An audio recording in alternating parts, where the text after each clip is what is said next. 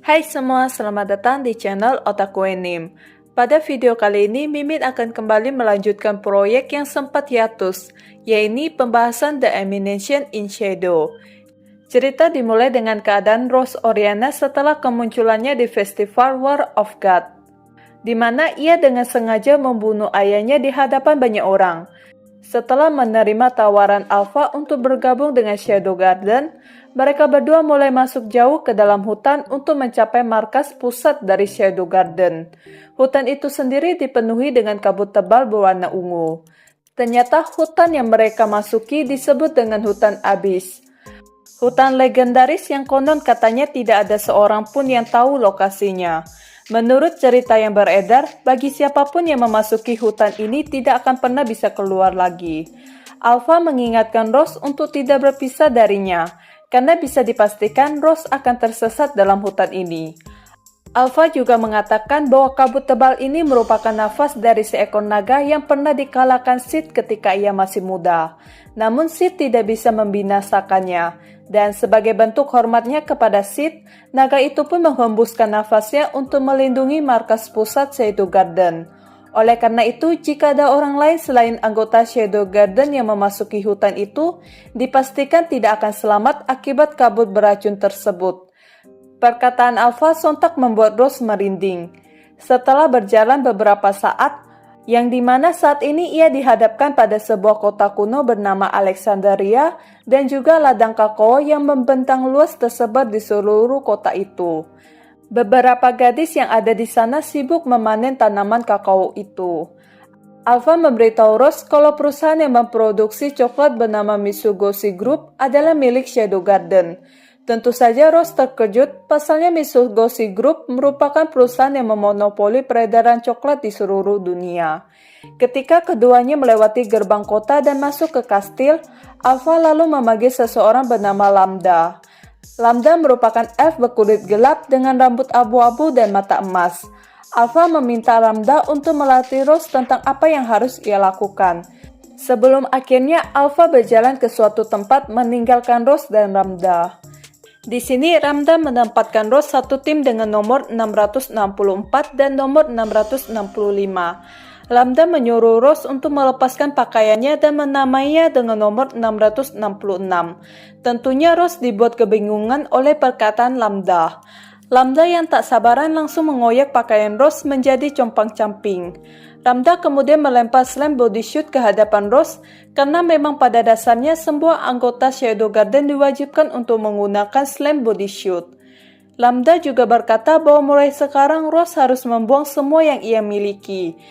Dan di sini ia bukanlah siapa-siapa lagi. Jadi status Rose sebagai putri kerajaan tidak akan berpengaruh sama sekali. Tapi ada satu benda yang tidak bisa dibuang oleh Rose. Benda itu adalah kertas pembungkus dari McDonald, hadiah yang diterima Rose dari Sid. Karena Sid telah menyelamatkan hidupnya selama insiden teroris yang menyerang mereka saat di sekolah. Rose telah memantapkan hatinya bahwa Sid adalah cinta pertamanya. Bahkan seminggu yang lalu, Rose sempat bermimpi kalau ia menikah dengan Sid. Lambda yang tidak peduli akan hal tersebut lalu merobek-robek kertas itu menjadi berkeping-keping hingga hilang tersapu angin yang berhembus.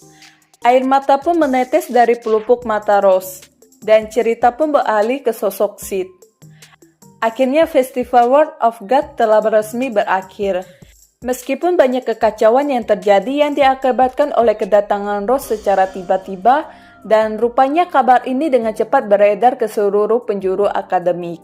Bahkan banyak rumor yang beredar kalau tujuan Rose membunuh ayahnya karena adanya perang saudara dalam kerajaan Oriana. Ada juga yang mengatakan kalau ini berkaitan dengan hubungan cinta atau perjuangan untuk memperebutkan tata kerajaan. Tapi dari semua rumor yang beredar belum ada yang terbukti kebenarannya. Karena memang semua itu hanya kabar burung saja.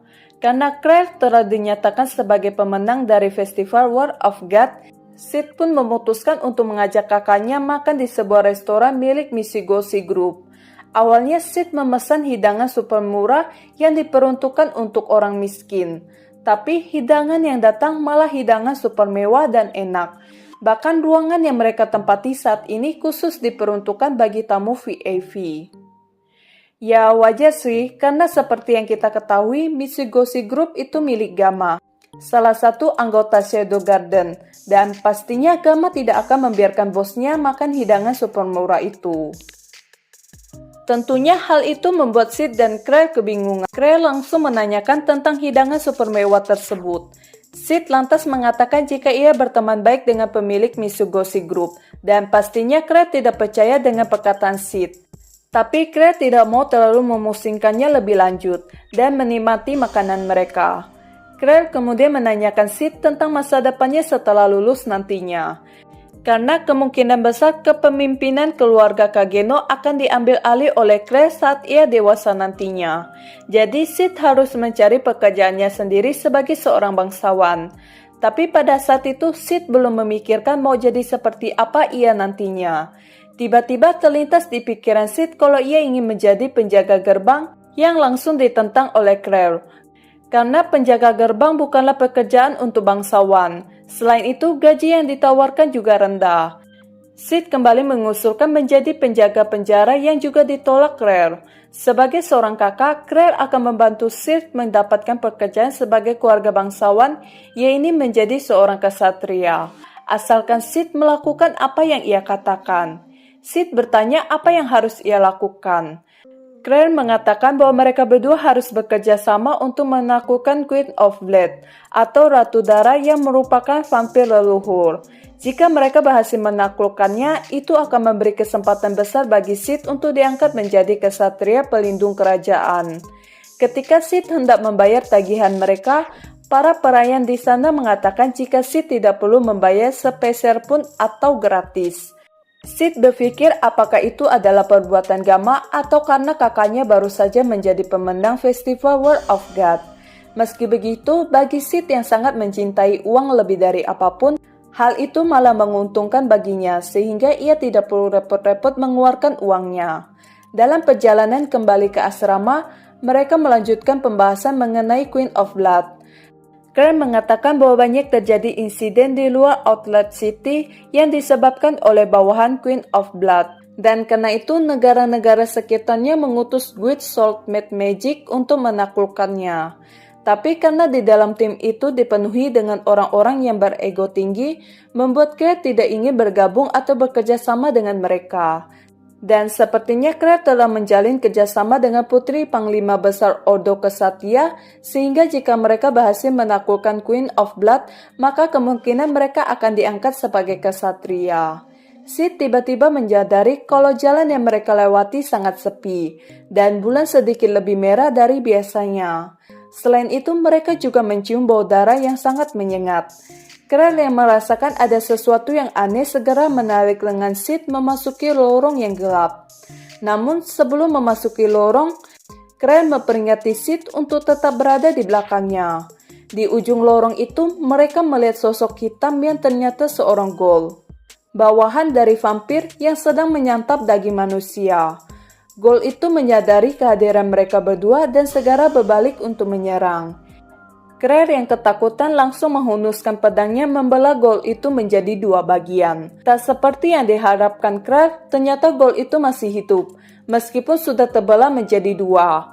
Bahkan bagian atas dari ghoul itu berhasil meraih kaki Claire. Claire yang tidak ingin menjadi santapan makhluk itu segera memenggal kepalanya dan pada akhirnya ghoul itu berhasil dikalahkan oleh Claire. Claire pun mengajak Sid untuk melapor ke Satria yang berjaga malam ini tentang penemuan ghoul itu. Keesokan malamnya di asrama, Sid kembali mengingat apa yang dikatakan kakaknya tentang pekerjaan yang akan ia jalani nantinya. Sid berpikir jika ia bisa menekuni pekerjaan apapun yang ia mau, asalkan ia memiliki uang. Bagi Sid untuk mendapatkan uang yang banyak tidaklah susah. Karena Shadow Garden sendiri sudah merajai perekonomian dunia melalui Mitsugoshi Group. Ditambah lagi saat ini Alexandria telah mulai mengembangkan mesin uap. Dan seperti biasanya, Beta selalu menyampaikan laporan berkalanya. Di sini Sid memberitahu Beta tentang rencananya mengunjungi Outlaw City untuk menaklukkan Queen of Blood. Cerita beralih ke Outlaw City. Outlaw City sendiri merupakan sebuah kota yang dipenuhi dengan kejahatan, di mana yang kuat akan menindas yang lemah.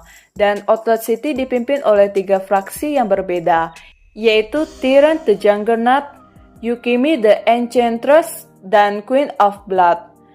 Di kota itu sudah ada Quinton dan Goldo. Jika dilihat secara penampilan, mereka berdua bisa dibilang saling bertentangan.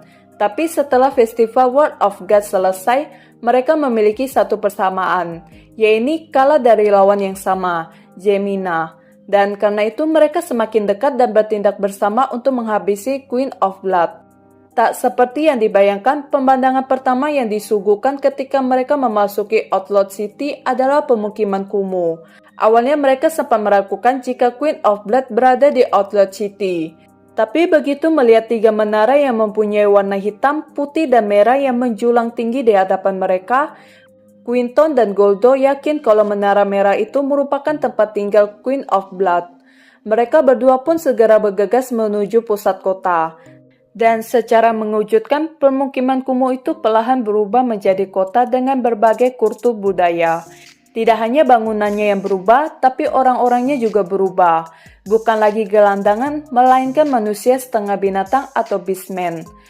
Baik Quinton dan Goldo yang memahami situasi itu tetap melanjutkan perjalanan mereka dengan mode siap siaga untuk menarik pedang jika kalau ada yang menyerang.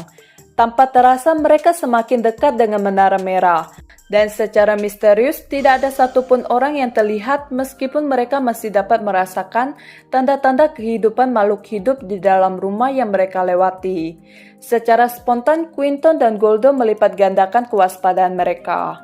Ketika Quinton hendak membuka pintu gerbang dari menara, tiba-tiba seseorang menghadang mereka. Orang itu adalah anjing penjaga atau dijuluki White Demon. Sekilas info mengenai anjing penjaga atau White Demon, dulunya ia adalah seorang kesatria sihir.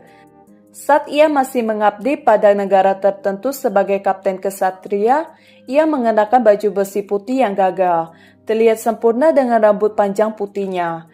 Ia bangga atas pekerjaannya melindungi orang, tapi ia adalah pembunuh maniak yang menebas orang demi orang di setiap malam. Tidak banyak alasan di balik itu. Ia suka menebas orang, ia suka melihat darah, jeritan, dan wajah putus asa mereka. Setelah niatnya terkuat, ia membunuh semua kesatria pada malam itu. Dan pada malam itulah ia dijuluki White Demon. Saat kabur, ia terus membunuh orang-orang di sekitarnya dan sampailah ia di Outlaw City dan bertemu dengan Crimson. Seketika kepercayaan dirinya hancur karena ia bukanlah tandingan Crimson. Ia bahkan memohon belas kasihan sambil berlutut. Crimson menjadikannya anjing penjaga sampai sekarang, tanpa kebebasan untuk pergi dan membunuh orang. Sekian infonya. Kita lanjutkan lagi ke ceritanya. White Demon mengatakan kalau orang yang bisa memasuki menara adalah bawahan dan tamu ratu, atau orang yang benar-benar kuat. Dan menurutnya baik Quinton dan Goldo tidak memenuhi salah satu dari kualifikasi tersebut. Quinton yang merasa diremehkan langsung menghunduskan pedangnya untuk menyerang White Demon. Tak disangka adegan yang terjadi berikutnya mengejutkan Quinton dan Goldo, yang dimana pedang Quinton terbelah menjadi 2 bersamaan dengan darah yang mengalir keluar dari perut Quinton. Seketika itu juga Quinton jatuh tak sadarkan diri. Goldo yang menyadari kalau ia tak akan menang melawan White Demon segera melarikan diri, tapi sebelumnya ia berjanji akan membawa Quinton kembali nanti. Tapi Goldo tidak bisa melarikan diri karena ia sudah dikepung dari berbagai sudut. Dan pada akhirnya Goldo ditangkap bersama dengan Quinton. Oke guys, pembahasan kali ini sampai di sini dulu. Dan nantikan video-video lainnya. Sampai jumpa!